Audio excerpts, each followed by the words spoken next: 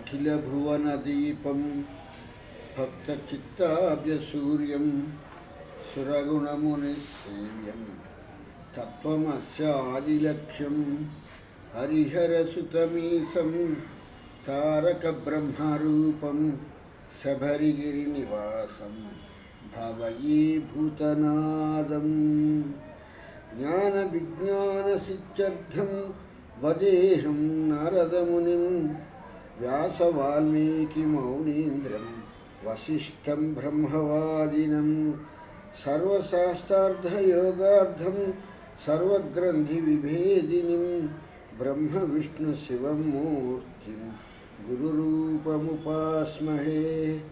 అస్మద్గురుసమారంభాం కృష్ణసాంధీపమజ్జమాం శ్రీమహాదేవపర్యంతం వందే గురుపరంపరాం. స్వామియే శరణమయ్యప్ప.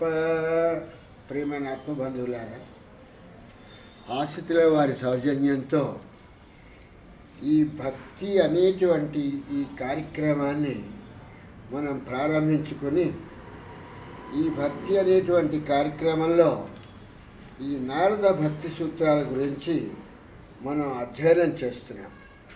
ఈ అధ్యయనం చేస్తున్నటువంటి ఈ నారద భక్తి సూత్రాల్లో ఈ నారద మహాముని తను చెప్పేటువంటి విషయం ఏంటంటే, కడు భక్తి శ్రద్ధలతో భగవంతుని అర్చించాలి కానీ ఆడంబరాలతోనూ లేకపోతే ఏదో ఒక విషయం గురించి కోరిక గురించి అర్చించటం కాదయ్యా. భగవంతుడు అనేటువంటి వాడిని ఎల్లవేళలా అనేటువంటిది పూజించవలసినటువంటి పూజ్యనీయుడటువంటి వాడు అనేటువంటి విషయాన్ని ఈ నారద మహాముని మనకి తెలియపరుస్తూ ఆయన తాలూకు జీవిత అనుభవాలనే ఈ యొక్క సూత్ర ప్రమాణాలుగా మనకి చెప్పటం జరుగుతుంది అనేటువంటి విషయాన్ని మనం మరవరానటువంటి విషయం. ఆయన ఆ యొక్క ఋషులకి సేవ చేసిన తర్వాత, వాళ్ళ తల్లిగారు కాలం చేసిన తర్వాత ఆ విరాట్ స్వరూపుడి గురించి ఆయన ప్రార్థన చేసి తపస్సు చేసి ఆ తపస్సు నుంచి ఆ విరాట్ స్వరూపుడి తాలూకు ధ్వనిని మాత్రమే వినటం జరిగింది కానీ చూడటం జరగలేదు. ఈ జన్మలో నువ్వు నన్ను చూడలేవు, మరుసటి జన్మలో బ్రహ్మమానస పుత్రుడిగా పుట్టి నీవు నన్ను దర్శించగలవు అని చెప్పేసని అనటంతో ఆయన నారద మహామునిగా బ్రహ్మమానస పుత్రుడిగా ఆ ఒక్క బ్రహ్మ ఒక్క మనస్సులో నుంచి జనించిన వాడవటం మూలంగా అన్ని బ్రహ్మమానస పుత్రుడు అనటం జరిగింది. విరాట్ స్వరూపుణ్ణి ఆయన దర్శించనే లేదు. విరాట్ స్వరూపుడి తాలూకు ఏదైతే ప్రతిరూపాలు ఉన్నాయో ఆ ప్రతిరూపాలైనటువంటి బ్రహ్మ విష్ణు మహేశ్వరులు అనేటువంటి వీళ్ళని మాత్రమే ఆయన దర్శించడం అయింది. అలాగే శక్తి స్వరూపిణులైనటువంటి సరస్వతి, లక్ష్మి, పార్వతి వీళ్ళని దర్శించారు. అలాగే ఋషులని, మునులని, యోగా పురుషుల్ని కూడా దర్శించడం జరిగింది. రాముణ్ణి, కృష్ణుణ్ణి మొదలైనటువంటి వాళ్ళందరినీ కూడా ఈ యొక్క నారద మహాముని దర్శించడం జరిగింది. కనుక ఆయన జీవిత అనుభవంలో చెప్తున్నటువంటి ఆయన అనుభవపూర్వకంగా ఎలా చేశారు, ఆ చైత్యం మూలంగా వాళ్ళని ఎలా దర్శించారు, ఎలా చూడగలిగారు అనేటువంటి విషయాల్ని ఈ యొక్క నారద భక్తి సూత్రాల్లో చెప్పడం జరుగుతుంది. మనకి సర్వసాధారణంగా ఎంత వాళ్ళైనా, ఎంత మహత్యం కలిగినటువంటి ఎంత మహాత్ములైనా వాళ్ళు దర్శించినటువంటి విషయాన్ని మనకి దర్శించామన్నారే కానీ ఆ దర్శించిన విషయాన్ని ఏనాడు కూడా మనకి వివరించి ఇంతవరకు చెప్పలేదు. ఆ దర్శించినటువంటి వాళ్ళు కూడా వేళ్ల మీద లెక్క పెట్టచ్చు అనేటువంటి వాళ్ళు మాత్రమే ఉన్నారు తప్పితే ఈ యొక్క భగవద్గీతలో చెప్పినట్టుగా ఇది చాలా కష్టమైనటువంటి మార్గము. నూటికో కోటికో ఒకడు చేరుకుంటాడు.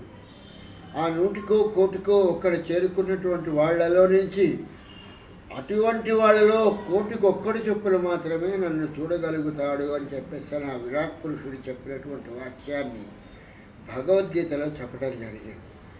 అలాగే ఇక్కడ ఋషులు మునులు వాళ్ళు మాత్రమే దర్శించగలిగారు.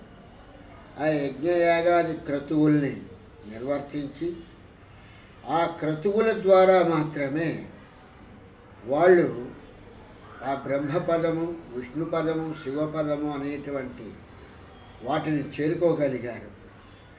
కానీ ఈనాటి కాలంలో ఎన్ని మహత్యాల గురించి చెప్పినా, ఎన్ని మహిమల గురించి చెప్పినా, ఎవరెంత గొప్ప మహానుభావుడనేసని ఎంత చెప్పినప్పటికీ కూడా చూశాము అనేటువంటి విషయాన్ని నిర్ధారణగా చెప్పగలిగేటువంటి వాళ్ళు ఇంతవరకు కూడా ఏ ఒక్కళ్ళు కూడా ఈ కలియుగంలో లేరు.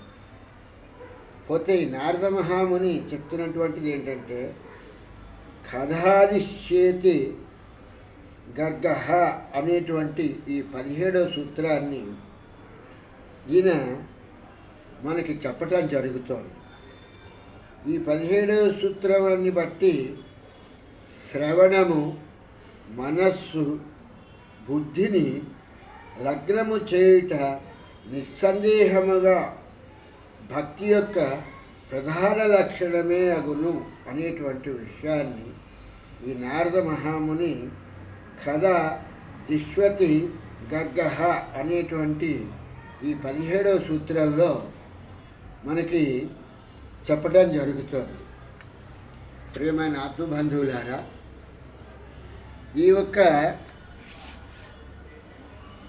విషయానికి వచ్చేప్పటికీ మనస్సు అనేటువంటిది చంచలమైనటువంటి స్వభావంలో ఉండేటువంటిది కాబట్టి ఈ చంచల స్వభావానికి తోడు ఇది ఇచ్చతో కూడా కలిసి ఉండటం మూలంగా చిత్తంతో కూడా ఈ ఇచ్చ మూలంగానే చిత్తం అనేటువంటి ఉద్భవించటం మూలంగా దీనికి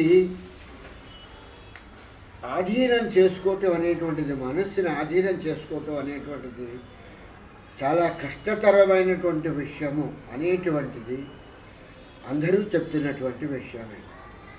దీన్ని సాధ్యాయనము, అలాగే దీన్ని అంటే మనసు తను ఎలా ప్రవర్తిస్తుందో ముందు దానితో కలిసి ఆ మనసుతో కలిసి నడిచి, ఆ చిత్తంతోనూ మనసుతోనూ కలిసి నడిచి దాన్ని స్వాధీనం చేసుకోవాలి తప్పితే ఒక్కసారిగా మనస్సుని నియంత్రిస్తాము అనేటువంటి దానికి సాధ్యపడదు అని చెప్పేసి చెప్పటం జరుగుతుంది. తరతరాలుగా కూడా వస్తున్నటువంటి ఈ యొక్క గురు చరిత్ర అనేటువంటిది, ఈ గురు చరిత్రలో ఉన్నటువంటి విషయం ఏంటంటే గురు బ్రహ్మ గురు విష్ణు గురుదేవో మహేశ్వర గురు సాక్షాత్ పరబ్రహ్మ తస్మై శ్రీ గురవే నమః అని చెప్పేసి చెప్పటం జరుగుతోంది. మనం మన సొంత కళ్ళతో అన్నట్టుగా మనం ఎంత శ్రమపడినప్పటికీ కూడా ఆ బ్రహ్మని కానీ ఆ విష్ణువుని కానీ ఆ శివుని కానీ చూడలేం కాబట్టి ఆయన తాలూకు అంశ అయినటువంటి ఈ యొక్క గురువునే దైవంగా భావించి ఆ యొక్క గురువాక్యాన్నే మనం వినాలి అని చెప్పేటువంటి విషయంలో మనకి ఈ శాస్త్రాలన్నీ కూడా చెప్తున్నటువంటి ముఖ్యమైనటువంటి విషయం. ఈ విషయానికి వచ్చినప్పుడు ఇక్కడ మనకే కాదు చాలామందికి కూడా గురువు యందు అపనమ్మకము అనేటువంటిది కలిగి ఉండటము అనేటువంటిది సర్వసాధారణమైనటువంటి విషయమే. ఈ గురు చరిత్ర అనేటువంటి ఈ యొక్క గ్రంథంలో ఈ నామధారకుడు అనేటువంటి అతను వాళ్ళ తాత తండ్రుల కాలం నుంచి కూడా ఆ ఒక బ్రహ్మ విష్ణు మహేశ్వరుల తాలూకు అంశగా జన్మించినటువంటి ఆ దత్తాత్రేయుణ్ణి ఆరాధిస్తూ వీళ్ళ తాలూకు జీవనాన్ని కొనసాగించుకుంటూ రావటం జరిగిన తర్వాత ఇక్కడ దత్తత అనేటువంటి విషయానికి వచ్చినప్పుడు ఈ యొక్క బ్రహ్మ విష్ణు మహేశ్వరులు అనేటువంటి వాళ్ళు వీళ్ళ తాలూకు అంశలుగా వీళ్ళు ఈ అత్రి అనసూయలకు జన్మించి దత్తాత్రేయుడిగా కూడా జన్మించడం జరిగింది.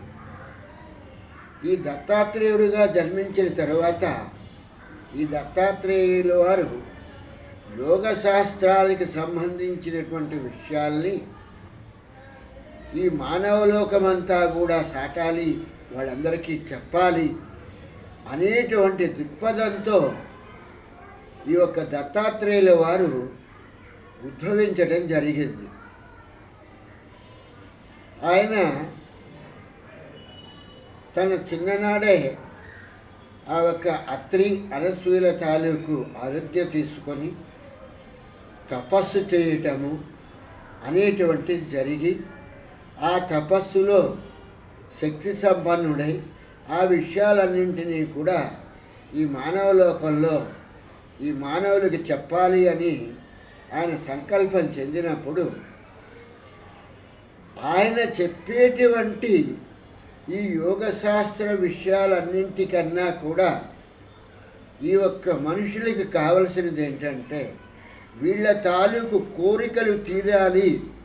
వీళ్ళ కోరికలు ఎవరైతే తీర్చటానికి ఉద్భవించేటువంటి వారు ఉంటారో వాళ్ళని మాత్రమే ఈ మనుషులు సేవిస్తారు అందులో ఈ కలియుగంలో అనేటువంటి విషయాన్ని దత్తాత్రేయుల వారు అనతి కాలంలోనే తెలుసుకోవటం జరిగింది.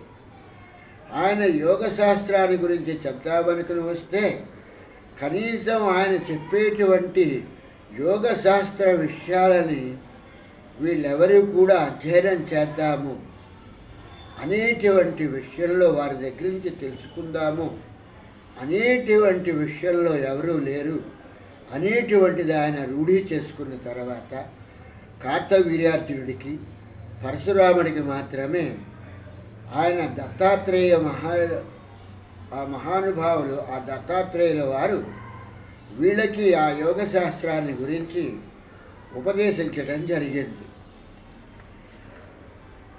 కానీ ఏ ఒక్కళ్ళు కూడా ఆ ఒక్క దత్తాత్రేయుల వారి తాలూకు ఆయన ఆవిర్భావానికి ఎందుకు ఆవిర్భవించారు, దేని గురించి ఆవిర్భవించారు అనేటువంటి విషయాలేవి కూడా వీళ్ళు ఆలోచించకుండా ఎంతసేపు కూడా వీళ్ళకి కావాల్సింది ఏంటంటే ఆ యొక్క కోరికలు అనేటువంటివి ఎలా తీరుతాయి అనేటువంటి పరిస్థితిలోనే ఉన్నారు.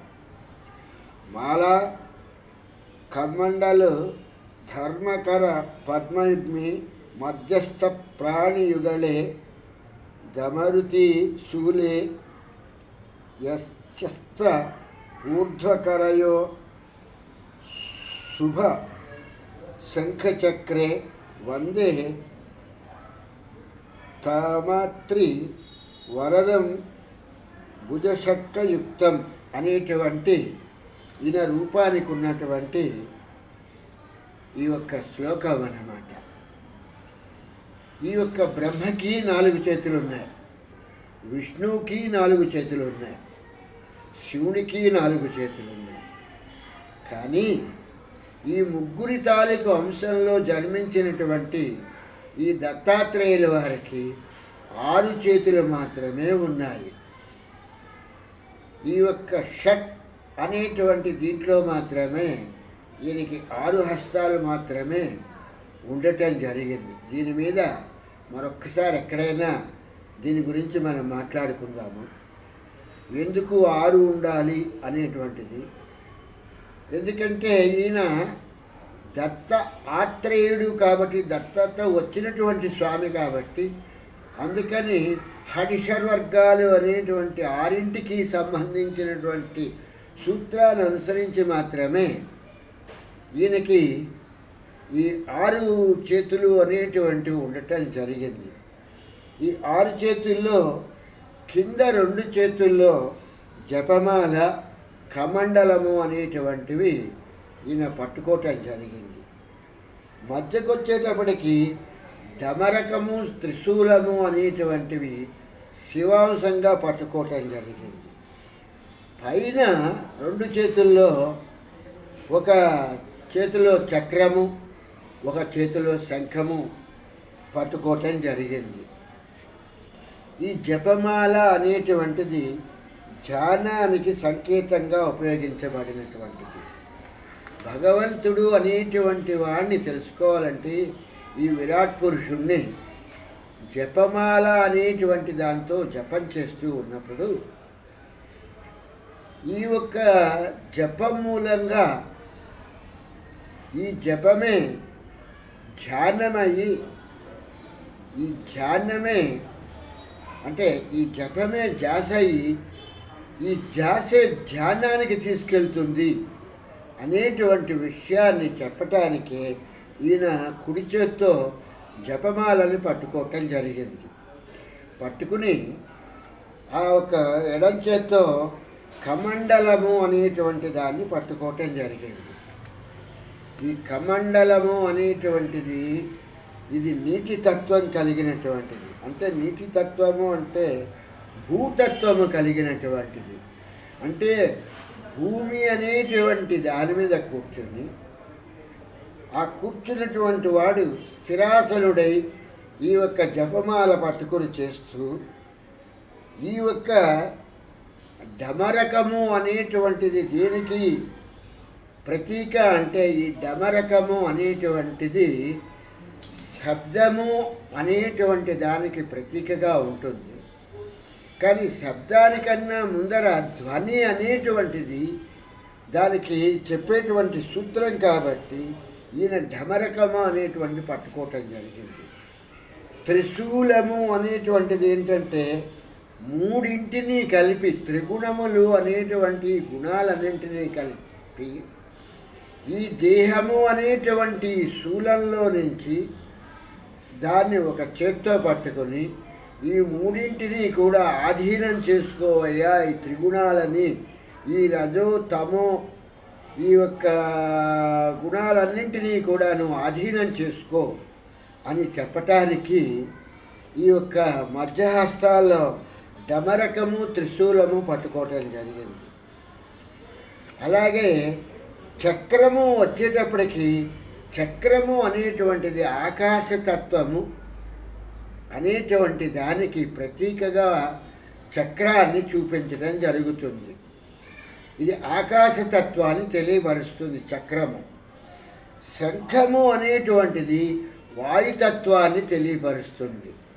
కనుక ఈ పంచభూత తత్వాలన్నింటినీ కూడా తెలియపరిచేటువంటి ఈ యొక్క దత్తాత్రేయుడి తాలూకు ఈ యొక్క రూపాన్ని ఇలా ఉన్నారు 3 తలలతో, ఈ యొక్క 6 చేతులతో ఈయన అనసూయ అత్రి మహర్షులకు ఈయన దత్తత వచ్చారు అనేటువంటి విషయాన్ని మనకి ఈ గురుచరిత్రలో చెప్పటం జరిగింది. ఈ నామదేవుడి తాలూకు తాత ముత్తాతల కాలం నుంచి తల్లిదండ్రుల వరకు కూడా ఈ దత్తాత్రేయుడి మీద ఎంతో భక్తి శ్రద్ధలతో ఉండటం జరిగింది. వీళ్ళు దత్తాత్రేయుడిని ఆరాధించుకుంటూ వాళ్ళ జీవితాలు ధన్యం చేయటం జరిగింది కడు నమ్మకంతో. కానీ ఈ యొక్క నామధారకుడికి ఈ దత్తాత్రేయుడి యందు నమ్మకము అనేటువంటిది పూర్తిగా లేదు. కానీ భక్తి మాత్రము కొంతవరకు ఉండి తమ తల్లిదండ్రులు, తమ తాత ముత్తాతలు అందరూ కూడా పూజించేటప్పుడు ఈ యొక్క దత్తాత్రేయుల వారు ఈ యొక్క గురు రూపంలో ఉండి వాళ్ళని ఎంతో జాగ్రత్తగా చూడటం జరిగింది. తన దగ్గరికి వచ్చేటప్పటికి ఈ దత్తాత్రేయులు అనేటువంటి ఈయన, ఈ గురు స్వభావం కలిగినటువంటి ఈయన తనకి కనిపించటలేదు.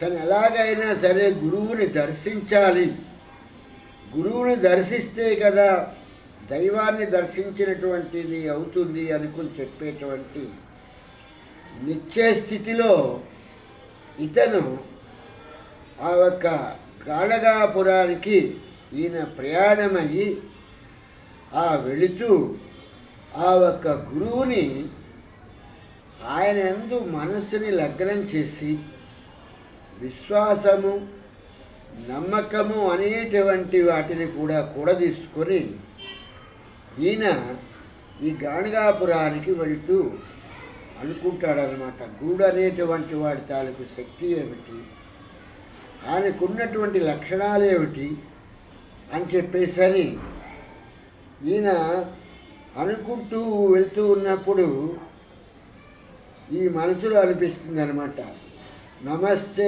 యోగి రాజేంద్ర దత్తాత్రేయ దయానిదే స్మృతివే దేవి మా రక్ష భక్తి దీహిమే దృఢం అనేటువంటి సంకల్పంలో ఈయన ప్రార్థించడం జరుగుతోంది. ఈ యొక్క గురువు అయినటువంటి వాడు రమేష్ యోగి రాజేంద్ర ఈ యొక్క యోగులందరిలో కూడా రాజు లాంటి వాడవు కనుక నీకు నేను నమస్కారం చేస్తున్నాను. దత్తాత్రేయ దయానిధి, దత్తాత్రేయ దయకు నిధి లాంటి వాడవు, అంటే ఒక పోగు లాంటి వాడివు కనుక ఈ దయ అనేటువంటి దానికి నువ్వు పోగుగా ఉండి దత్తాత్రేయుడు అయ్యావు కనుక సంస్కృతే దేహి, ఈ యొక్క దేహం తాలూకు వీటన్నింటినీ కూడా మాన్ రక్షభక్తి, మాకున్నటువంటి ఈ భక్తిని మాకు అభివృద్ధి పరుస్తూ దేహమే దృఢ, ఈ యొక్క శరీరములో మాకు అధికమైనటువంటి శక్తిని ప్రసాదించి మాకు నీ యొక్క ఈ భక్తి తత్పరతలు దృఢంగా ఉండేటట్టు చూడు అని చెప్పేసని ఈ యొక్క నామధారకుడు ఆ ఒక దత్తాత్రేయుడిని ప్రార్థిస్తూ మనఃపూర్వకంగా 2 చేతులు ఎత్తి ఆ యొక్క దత్తాత్రేయుడిని నమ్ముకుని గాంగాపూరికి ప్రయాణమయ్యాడు. అంతే తప్పితే గాంగాపూర్ వెళ్ళిపోతే మనకేదో మహిమలు వచ్చేస్తాయి, ఆ మహిమల్ని తీసుకొచ్చుకుని మళ్ళీ మనం ఇంకో 4 పంచిపెట్టచ్చు అనేటువంటి తత్పరతతో కాకుండా తన వరకు తనకి ఆ ఒక గురు దర్శనం కావాలి, ఆ దత్తాత్రేయ దర్శనం కావాలి అని చెప్పేసని ఆయన అనుకుని ఈ యొక్క దీంట్లో ఆ అపనమ్మకము అనేటువంటిది కాకుండా భక్తిని నిలబెట్టుకోవాలనుకొని చెప్పని ఈ నామధారకుడు ఆ ఒక గాంగాపురానికి ప్రయాణమవుతున్నాడు అన్నమాట. అలాగే భక్తి అనేటువంటి దాన్ని అభివృద్ధి చేసుకోవాలి అనేటువంటి పరిస్థితిని నారద మహాముని కూడా తన 17వ భక్తి సూత్రంలో చెప్తూ భక్తి కలుగు కూడు పట్టెడైనను చాలు అని ఆ వేమన శతకంలో చెప్పినట్టుగా భక్తిని అభివృద్ధి చేసుకోవాలి. కానీ భక్తి లేకుండా ఎన్ని పూజలు చేసినా ఆ పూజలకి ఫలితం ఉండదయ్యా. ఆ భక్తిలో నుంచే నమ్మకము, విశ్వాసము అనేటువంటి వస్తాయి అని చెప్పటం జరిగింది. ఆ చెప్తూనే ఆయన అనుభవపూర్వకంగా ఈ 17వ సూత్రాన్ని మనకి చెప్పటం జరిగింది. అలాగే ఇక్కడ ఈ ఒక్క మనకి ఈ హరిహర సుతనే శరణమయ్యప్ప అని చెప్పేసరి చెప్తున్నాము. ఈ హరిహరదుల తాలూకు సుతుడు అక్కడ దత్తాత్రేయుడేమో ఆ యొక్క బ్రహ్మ విష్ణు మహేశ్వరుల తాలూకు రూపంతో ఉంటే, ఇక్కడ ఈ అయ్యప్ప ఈ యొక్క విష్ణువు శివుడు తాలూకు రూపంలో ఉన్నారని చెప్తూ, ఈయన కూడా దత్తాంశము అనేటువంటి దీంట్లోనే, దత్త అవతారం అనేటువంటి దీంట్లోనే చెప్తూ ఉంటారు. కనుక అక్కడిలాగానే ఇక్కడ కూడా ఈ యొక్క మనకి ఈ భక్తి వత్సలత అనేటువంటివి ఇవి మనకి పెంపొందింప చేసుకోవటానికి గురించినటువంటి దీంట్లోనే ఈ యొక్క అయ్యప్ప దీని గురించి కూడా చెప్పడం జరుగుతోంది. ఇందులో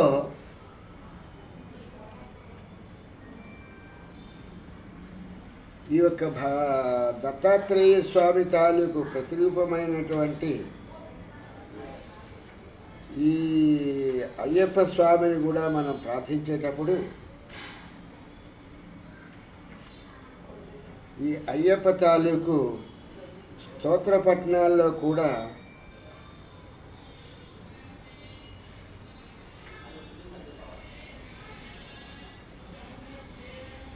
మనకి కొన్ని చక్కనైనటువంటి ఈ స్తోత్రపట్నాలని చెప్పటం జరిగింది. వీటిని కడు భక్తి శ్రద్ధలతో మనం అవలంబించి వాటిని మనం చదివితే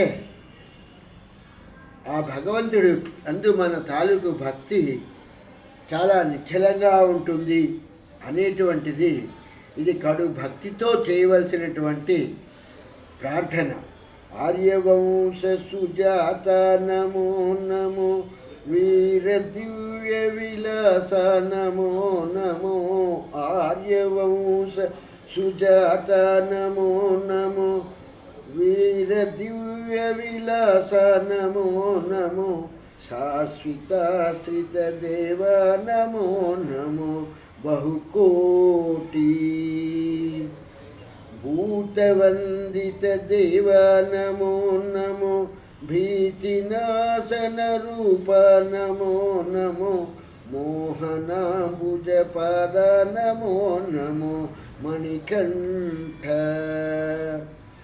రాజసేవక వీర నమో నమో, వాజివారణ వాహ నమో నమో, గీత నృత్య వినోద నమో నమో, వీరధీర ఘోర పాప వినాశ నమో నమో, హారనూపురధారి నమో నమో, జోషి శాంచిత పీఠ నమో నమో, జయశీల ధ్యానమంగళ రూప నమో నమో, కాననాంతరవాస నమో నమో, వాసవాశ్రిత దేవ నమో నమో, నృపదాస కాంతశృంగ నివాస నమో నమో, శాంతిదాయక దేవ నమో నమో, దేవభంజగిరీశ నమో నమో, వరదేవ మూలమంత్రస్వరూప నమో నమో, బాల విగ్రహమూల నమో నమో, పుత్రదాయక దేవ నమో నమో, వరబాల ఈశకేశవ సూనో నమో నమో, పాస జన్మ వినాశ నమో నమో, ఆర్తినాశనమూర్తై నమో నమో, దివ్య రూప స్వామి శరణమయ్యప్ప. పూజ్యలేనటువంటి ఆరాధ్య దైవమైనటువంటి ఓ అయ్యప్ప, ఈ శాశ్వతంగా ఉండేటువంటి ఓ భగవంతుడా, నీకు బహుకోటి నా నమస్కారాలని సమర్పిస్తున్నాను. ఈ భూత గణాలన్నింటికీ కూడా ఈ యొక్క దేవుడవైనటువంటి నీవు, ఆధీనపరుడైనటువంటి నీవు ఈ భూతాల మూలంగా ఏ విధమైనటువంటి భీతి మాకు లేకుండా, ఏ విధమైనటువంటి ఇవి లేకుండా మమ్మల్ని చూసేటువంటి వాడా, మోహనాంబుజ పాదానమో నమో, మోహనమైనటువంటి రూపము కలవాడా, మణికంఠ, భూతగణానికి అధిపతి అయినటువంటి వాడా, నీకు మా యొక్క నమస్కారములు. రాజసేవక వీరా నమో నమో, వాజివారణ వాహా నమో నమో, గీత నృత్య వినోదా నమో నమో. వీరాధీర, నేను ఎలా నిన్ను ప్రార్థిస్తానంటే ఈ గీతాలు, నృత్యాలు వీటన్నిటితో కూడా నా యొక్క భక్తి అనేటువంటి దాన్ని, నా నమ్మకము, విశ్వాసం అనేటువంటి దాన్ని నీకు తెలియపరుస్తున్నానయ్యా. ఘోర పాపాలు అనేటువంటి వాటన్నింటినీ కూడా తొలగించి నాశనం చేసి మమ్మల్ని కడతీర్చేటువంటి హారనూపురధారీ నమో నమో, జ్యోతిషాంచిత వీరా నమో నమో, జ్యోతిషాంచిత పీఠా నమో నమో. ఆ యొక్క జ్యోతి అనేటువంటి ఆ యొక్క వెలుగులో ఉన్నటువంటి వాడ, కాంతి స్వరూపుడా, ఆ కాంతి అనేటువంటి పీఠాన్ని అధిరోహించినటువంటి వాడ, ఈ యొక్క ఘోర పాపాలన్నింటినీ కూడా దగ్ధం చేసేటువంటి వాడ, జ్యోతి స్వరూపుడా, నీకు జయమగుగాక, జయశీల అని చెప్పేసి మన తాలూకు భక్తి తత్పరతలు చెప్తున్నారన్నమాట. జానమంగళ రూపా నమో నమో, కాననాంతర వాసా నమో నమో, వాసవాశ్రిత దేవా నమో నమో, నృపదాస అంటే ధ్యానంలో కూర్చుని జ్యోతిస్వరూపముగా మారిపోయినటువంటి వాడ, అంటే ఆ ధ్యానంలో నుంచి తపస్సులోకి వెళ్ళిపోయి తపస్సు మూలంగా ఆరా అనేటువంటి కాంతి స్వరూపంగా మారిపోయినటువంటి వాడ, నీకు ఈ యొక్క మనుషులందరూ కూడా నిపాలుడు అయినటువంటి నీకు దండం పెడుతున్నామయ్యా అని చెప్పేటువంటి కాంతి శృంగ వినాశా నమో నమో, శాంతిదాయక దేవా నమో నమో. నువ్వు కాంతి రూపంగా ఉంటావు తప్పితే విగ్రహ రూపంగాను లేకపోతే మానవ రూపంగాను నువ్వు లేవయ్యా. కాంతి రూపంలోనే ఉన్నావు. ఈ కాంతి రూపంలో ఉండి శాంతంగా ఉన్నావు కాబట్టి నీకు నృపదాసుడైనటువంటి ఈ యొక్క నిన్ను నేను ప్రార్థిస్తూ నా యొక్క మానసికంగా ఈ జన్మలోకి వచ్చాను కాబట్టి ఈ జన్మలో ఉన్నటువంటి కోరికల్ని నెరవేర్చవయ్యా నా యొక్క వరదేవుడా, అంటే నా కోరికలు తీర్చేటువంటి వాడా అని అడగటం జరిగింది. మూలమంత్ర స్వరూప నమో నమో, బాల విగ్రహ మూలా నమో నమో, పుత్రదాయక దేవా నమో నమో. అంటే మూలానికి మంత్రమూలము అనేటువంటిది ఏదైతే ఉందో ఆ మంత్రమూలం స్వరూపంలో ఉన్నటువంటి వాటి స్వరూపాన్ని ఎలా చూడగలుగుతాము అంటే మంత్రంగా మాత్రమే చూడగలుగుతాం. మంత్రము అనేటువంటి శబ్దానికి ఇంకా అతీతంగా వెళ్ళినప్పుడు అది ధ్వని అనేటువంటి విషయంలో ధ్వనిలో మాత్రమే కనిపిస్తావు అనేటువంటి విషయాన్ని. ఈశకేశవ సూనో నమో నమో, ఈ యొక్క శివకేశవుల తనయుడమైనటువంటి నీకు నా యొక్క నమస్కారమును. పాస జన్మ వినాశ నమో నమో, మా యొక్క జన్మలన్నింటినీ కూడా కడతీర్చవయ్యా. ఆర్తినాశన మూర్తి నమో నమో, దివ్య రూప, ఓ దివ్యమైనటువంటి రూపము కలవాడ, ఈ యొక్క శివకేశవుల పుత్రుడా, పాశజన్మాలు, ఈ పాశాలు అనేటువంటి ఆశామోహాలు అనేటువంటి ఈ పాశాలన్నింటినీ కూడా మాకు వేరు చేసి మమ్మల్ని కడతీర్చవయ్యా.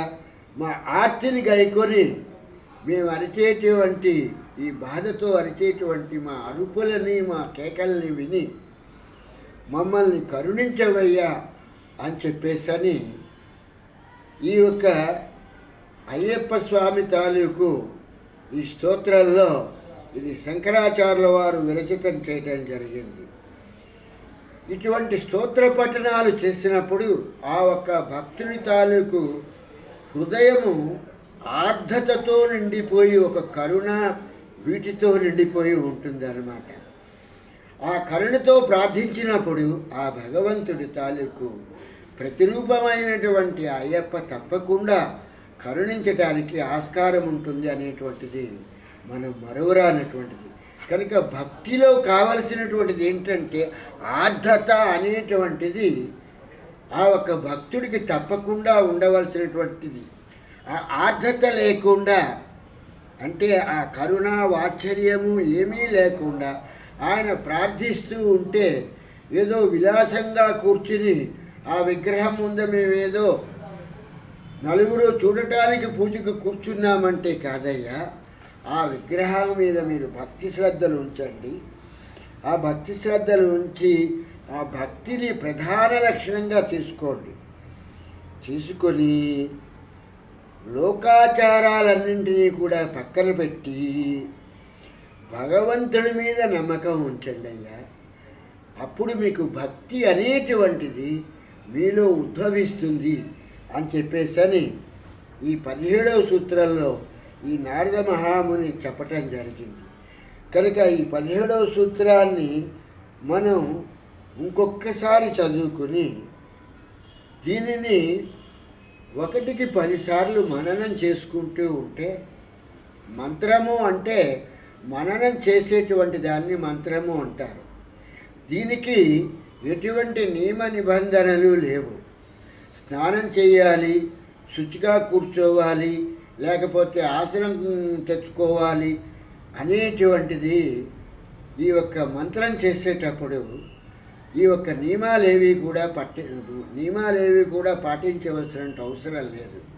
శుభ్రంగా తను ఏ పరిస్థితిలో ఉన్నప్పటికీ కూడా చేతిలో జపమాల ఉండనండి, జపమాల లేకపోనండి, ఆ కూర్చుని ఆ నామాన్ని, ఆ ఒక నామము అనేటువంటి ఏదైతే బీజాక్షర సంపుటితోనో బీజాక్షర సంపుటి లేకుండా చెప్పేటువంటి ఆ మంత్రాలను తీసుకొని మననం చేస్తూ ఉంటే ఆ ఒక మననం మనసుకు పట్టుకోగానే అది కూర్చున్నా, నుంచున్నా, పడుకున్నా, ఎప్పుడు చూసినా కూడా మనసులో అది ప్రతిధ్వనిస్తూనే ఉంటుంది. దీన్నే ప్రహ్లాద చరిత్రలో కూడా చెప్పగరావటం జరిగింది. కాబట్టి ఈ విషయాన్ని బాగా మీరు ఆలోచించి, ఇందులో ఇంకో ముఖ్యమైన విషయం ఏంటంటే చాలామంది గురువులు ఒక విషయాన్ని చెప్తూ ఉంటారు బీజాక్షరాలు అనేటువంటి వాటి గురించి.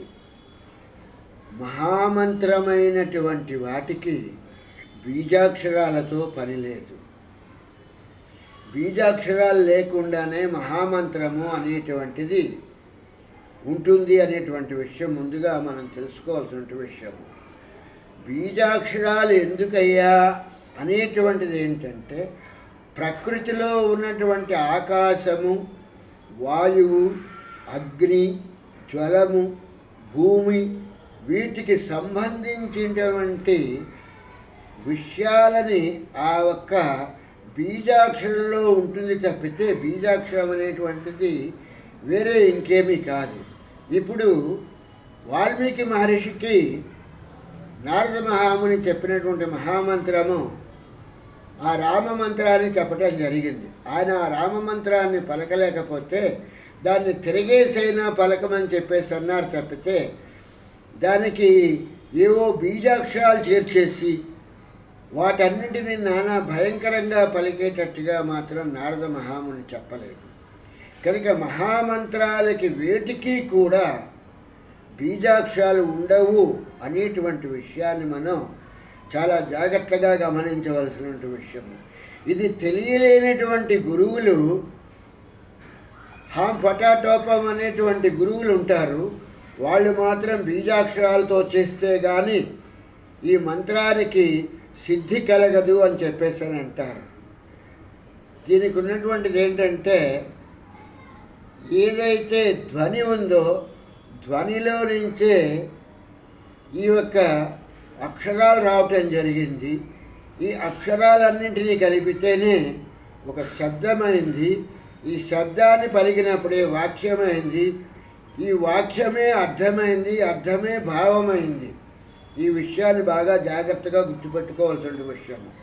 కనుక ఎప్పుడైతే ధ్వనిని పలకటం వస్తుందో అంతవరకు చాలు.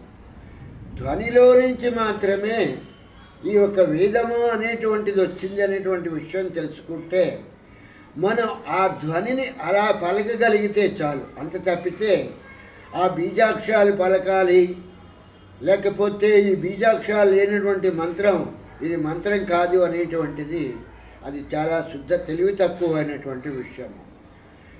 అన్నింటికీ మూలమైనటువంటిది ధ్వని. ఆ ధ్వని తర్వాత మాత్రమే శబ్దం ఆవిర్భవించింది. కాబట్టి శబ్దానికి వాక్యానికి అర్థాలు వెతికేటువంటి వాళ్ళు పండితులు, మిగిలినటువంటి వాళ్ళు వెతుకుతూ ఉంటారు. కానీ నిజమైనటువంటి ఋషులు కానీ మిగిలినటువంటి వాళ్ళు కానీ ఎంతసేపు ధ్వని అని చెప్పేటువంటి దాని గురించే చెప్తూ ఉంటారు. ఇప్పుడు ఈనాడు మనకి ఫోనెటిక్ లాంగ్వేజ్ అని చెప్పేసి ఒక కొత్తగా మాట్లాడుతూ రావటం జరుగుతుంది. ఈ యూకేజీ, ఎల్కేజీ, ఈ నర్సరీలో ఆ ఫోనెటిక్ మీదనే వాళ్ళకి అభ్యాసం చేయించడం జరుగుతుంది ఆ విద్యార్థులకి. ఆ యొక్క ధ్వని ఎలా పలకాలి అనేటువంటిది వాళ్ళకి ఆ చిన్నప్పటి నుంచి ప్రాక్టీస్ ఇస్తున్నారు. ఆ తర్వాత ఆ యొక్క ఏబిసి అనేటువంటి శబ్దాన్ని ఎలా పలకాలి అనేటువంటిది తర్వాత నేర్చుకునేటువంటి విషయం. కనుక ఈ విషయాన్ని మనం బాగా తెలుసుకుంటే ప్రతి మంత్రానికి కూడా బీజాక్షరాలు ఉండాలి అనేటువంటిది లేదు. బీజాక్షరాలు లేనటువంటి మహామంత్రాలు చాలా ఉన్నాయి అనేటువంటి విషయాన్ని ఇది మా గురుదేవులైనటువంటి కృష్ణస్వామి గారి చేత మేము తెలుసుకోబడినటువంటి విషయం. కాబట్టి ఈ విషయాలన్నింటినీ తెలుసుకుని మీరు కూడా భక్తి శ్రద్ధలతో ఈ యొక్క నారద మహాముని చెప్తున్నటువంటి ఈ 17వ సూత్రము కథా దిశ్యేతి గర్గః అనేటువంటి 10వ సూత్రాన్ని 1కి 10 సార్లు మననం చేయండి. ఏదో ఒక భావన మీకు ఇందులో నుంచి ఉత్పన్నమవుతుంది. ఆ భావము భగవంతుడిచ్చినటువంటి ఆలోచన కింద భావించుకుని దాని నుంచి మీరు మీ యొక్క ధ్యాసని ప్రారంభిస్తే అప్పుడు మీరు ఆ ఒక భగవత్ స్వరూపాన్ని చూడటానికి అవకాశం ఉంటుంది. కాబట్టి ఈ విషయాలన్నింటినీ కూడా గుర్తుపెట్టుకుంటారని చెప్పేసి స్వామి శరణం, స్వామి శరణం, స్వామి శరణమయ్యప్ప, స్వామి శరణమయ్యప్ప.